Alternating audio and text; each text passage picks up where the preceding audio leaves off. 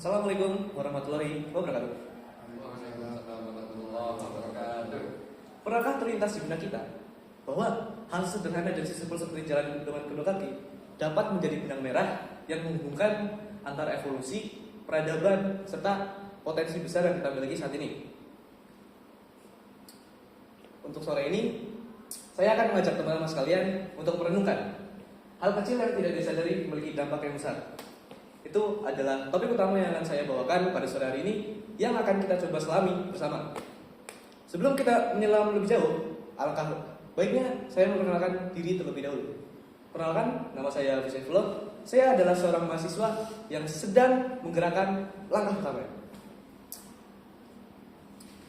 Sebelum itu, saya ingin berterima kasih karena sudah diberi kesempatan yang luar biasa sekali untuk dapat berdiri di hadapan teman-teman sekalian dan berbagi pemikiran. Mari kita lanjut saja mulai perjalanan ini. Pertama-tama, perjalanan ini dimulai dengan perkenalan terlebih dahulu. Perkenalkan, ini adalah kawan kita, sebut saja Asep. Dia, kalau harus saya personifikasi, dia adalah personifikasi dari kemalasan, di mana dia malas untuk menggerakkan tubuhnya. Dia malas untuk berolahraga, apalagi untuk mandi. Dia sering sekali berjanji pada dirinya akan mandi jam 5 sore. Tapi apa yang dia lakukan? Dia scroll media sosial hingga 2 jam kemudian dia baru mandi. Tugas kuliah itu bukan hal yang, itu adalah hal umum yang ada di meja belajarnya, yang katanya akan dikerjakan ketika muridnya datang. Hingga suatu hari, Asep pun tertampar realita. Tugas-tugas yang dapat dikerjakan menumpuk seperti gunung Himalaya yang tidak dapat didaki. Nilai-nilai buruk pun datang seperti tamu yang tidak diundang. Asep pun sedih. Asep cemas apa yang akan terjadi pada dirinya selanjutnya. Pada saat itu juga Asep pun mendapat inspirasi untuk belajar tentang betapa pentingnya untuk menggerakkan langkah kecil. Saat itu juga Asep pun belajar bukan dengan diet yang ketat ataupun olahraga yang ekstrim, melainkan dengan kedua kaki. Setelah Asep belajar dan praktik, sejak saat itu Asep pun berubah. Asep berubah menjadi pria yang berbeda, bertransformasi menjadi seseorang yang baru. Dia awalnya yang dari personifikasi kemalasan, dia memiliki pribadi yang baru, menjadi lebih sehat dan tentunya menjadi lebih tampan.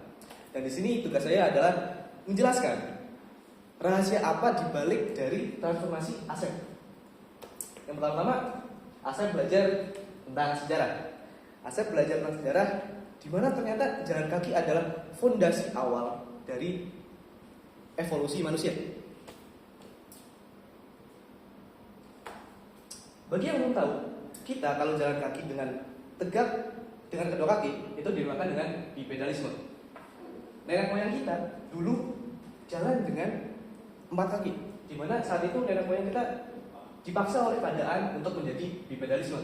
Nah, bipedalisme ini digunakan oleh nenek moyang kita untuk interaksi antar wilayah, berburu, serta survival atau bertahan hidup. Selanjutnya ini adalah bukti keren, yaitu jejak kaki Laetoli di Tanzania yang diperkirakan umurnya adalah 3,6 juta tahun yang lalu, yang menjadi bukti bahwa nenek moyang kita sudah memiliki bipedalisme, yaitu jalan tegak dengan kedua kaki. Namun Asep menyadari ada ironi yang ada di negaranya, yaitu ternyata kita adalah negara yang paling memiliki aktivitas jalan kaki terendah satu dunia, yang dimana itu sangatlah menyedihkan. Yang dimana tuh ternyata rata-rata kita hanya melakukan 3.513 langkah tiap harinya, yang dimana itu masih sangat jauh di atas standar global rata-rata untuk manusia melakukan jalan kaki, yaitu 5.000 langkah. Setelah Asep mengulik tentang sejarah, Asep mengulik tentang contoh dunia nyata. Asep mengulik tentang sebuah peraturan baru yang baru saja dibikin bagi yang belum tahu. Ini adalah Bapak Deddy Mulyadi. Dia adalah Gubernur Jawa Barat saat ini, yang kemarin baru saja membuat gebrakan baru, di mana dia melarang siswa-siswanya untuk menaiki motor ke tempat belajar dan mewajibkannya untuk melakukan jalan dengan kedua kaki. Yang jujur saja ini membuat banyak pro dan kontra saat ini. Tapi kita akan bahas pro-nya saja, di mana sesuai dengan yang apa Asep lakukan, di mana dampaknya itu positif serta berkelanjutan. Yang pertama, pro-nya tentu saja siswa-siswa akan menjadi lebih sehat. Dan selanjutnya siswa-siswa akan dapat mengatur waktu, terutama jika 10 menit untuk masuk ke kelas, siswa harus, yang biasanya 10 menit, siswa harus menyiapkan waktu lebih, contohnya 20 menit karena jarak. Yang pastinya jika jalan kaki pasti akan menggunakan waktu yang lebih lama. Dan selanjutnya adalah mengembalikan fungsi dari transportasi. Nah, jalan kaki sebenarnya adalah bentuk mentah dari transportasi itu sendiri yang digunakan nenek moyang kita untuk interaksi antar wilayah. Nah, Pak Deddy ini sedang mengembalikan fungsi tersebut. Nah, setelah Asep melihat contoh kebijakan di dunia nyata, Asep pun melihat contoh tren. Bagi yang belum tahu, beberapa bulan yang lalu banyak sekali warga TikTok yang melakukan tren jalan kaki ke negeri, ke tanah suci, yang dimana sebenarnya itu cukup mustahil untuk dilakukan. Tapi tidak untuk pria ini. Perkenalkan, dia adalah Bapak Muhammad Hamid Setiawan. Dia adalah pria lulusan Universitas Negeri Semarang yang pada 2017 lalu menginjakan kakinya di tanah suci dengan menggunakan kedua kaki. Mungkin dia adalah pelopor dari tren tersebut, kita nggak tahu. Nah, Bapak Hamid Setiawan ini awalnya dia mulai perjalanan pada Agustus 2016 yang membutuhkan waktu sekitar 1 tahun untuk melakukan perjalanan tersebut. Yang awalnya dia ditemani oleh 2 rekannya. Akan tapi ketika mencapai Tegal, rekannya mengundurkan diri, sedangkan Bapak Hamid dia sendirian melesat ribuan kilometer sendirian. Itu sangat menakjubkan bagi saya. Bapak Muhammad Hamid ini adalah bentuk dari dedikasi serta semangat juang yang sangat tinggi, dan saya sangat menghormati Bapak Muhammad Hamid Setiawan ini. Yang selanjutnya adalah Asep belajar tentang manfaat jalan kaki pada mental seseorang. Manfaat jalan kaki pada mental seseorang terdapat 4. Yang pertama adalah memperbaiki mood, yang kedua mengurangi stres, yang ketiga meningkatkan kualitas tidur, yang keempat meningkatkan kreativitas. Seperti yang dilihat di gambar, ini adalah contoh bukti dari manfaat jalan kaki pada mental seseorang, yaitu mengurangi stres. Bagi yang belum tahu, ini adalah Mas Peter. Mas Peter ini baru saja kehilangan sesuatu yang berharga baginya. Mas Peter pun sedih. Mas Peter sedih dan cemas. Dan yang dilakukan oleh Mas Peter adalah melakukan jalan kaki. Melakukan jalan kaki serta menghiraukan apa yang ada di sekitarnya, baik itu lawan ataupun teman. Lalu, apa yang terjadi? Secara ajaib, stres Peter pun hilang. Yang secara fakta bahwa ternyata jalan kaki itu memiliki ritme yang ternyata ritme tersebut dapat mengurangi stres serta membuat otak kita lebih rileks sehingga kita dapat berpikir lebih jernih. Setelah kita belajar tentang manfaat jalan kaki pada mental seorang, kita juga jangan lupa tentang manfaat jalan kaki pada fisik seorang. Kalian harus mempunyai 6 bersiaplah. Yang pertama, bersiaplah menjadi pribadi yang memiliki minat tinggi. Yang kedua, bersiaplah tubuh Anda menjadi lebih tegap dan gagah. Yang ketiga, bersiaplah mempunyai tubuh yang ramping. Yang keempat, bersiaplah mempunyai pikiran yang lebih jernih. Yang kelima, bersiaplah mempunyai pengurangan resiko serangan jantung dan diabetes.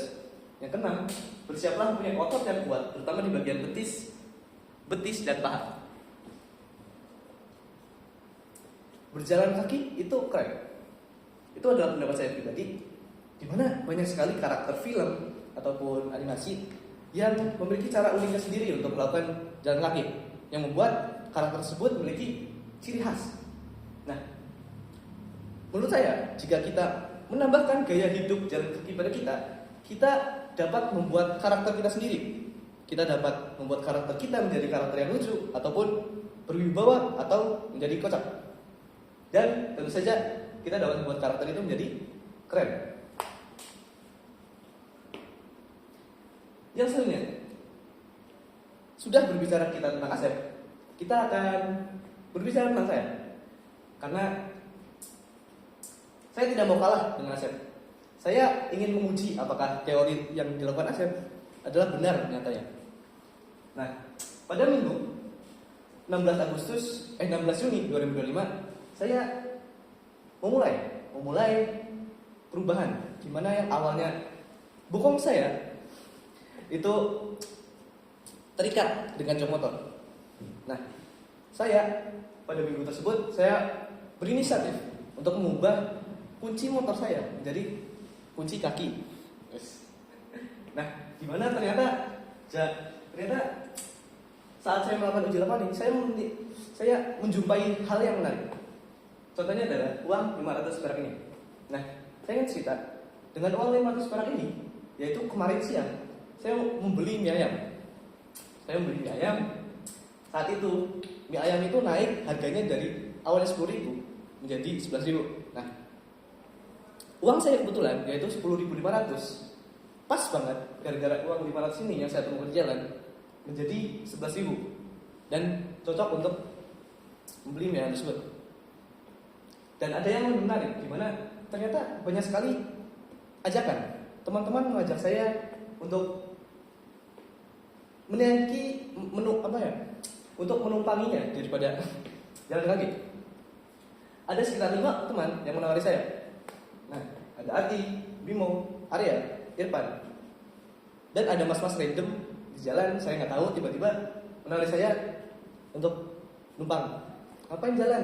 Numpang aja gitu, dia bilang. Tapi karena sudah dekat, saya berinisiatif untuk menolak saja. Nah, teman-teman, ini adalah uji lapangan yang membuahkan hasil, yaitu saya namai menjadi filosofi Asep 2025, yaitu langkah pertama adalah langkah yang paling berat. Setelah itu, layaknya mie ayam, kita tinggal sebut-sebut. Sekian dari saya, terima kasih. Wassalamualaikum warahmatullahi wabarakatuh.